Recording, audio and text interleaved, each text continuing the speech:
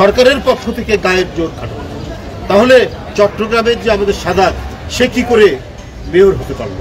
একই আইনে যদি সাদাত হতে পারে, তাহলে ইশরাক কেন হতে পারবে না? আইনসঙ্গতভাবে সে যাওয়ার পরেও সরকার গায়ের জোরে তাকে মেয়র হতে দিচ্ছে।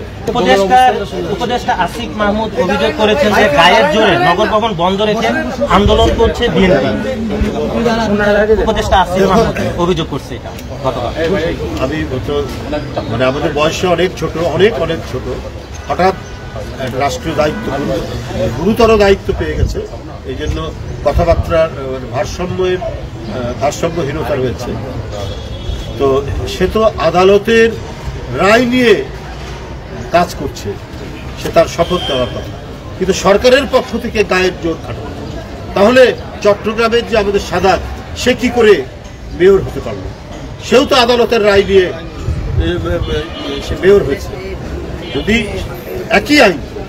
একই আইনে যদি সাদাত হতে পারে, তাহলে ইশরাক কেন হতে পারবে না? এটা হলো জনগণের জিজ্ঞাসা, আমার না।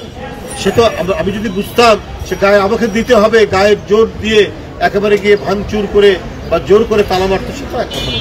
তার কাছে তো আদালতের রায় আছে, আইনের পদ্ধতিতে সে গিয়ে দেখছে যে আইনের কাভারেজ থাকার পরেও, আইনসঙ্গতভাবে সে যাওয়ার পরেও সরকার গায়ের জোরে তাকে মেয়র হতে দিচ্ছে।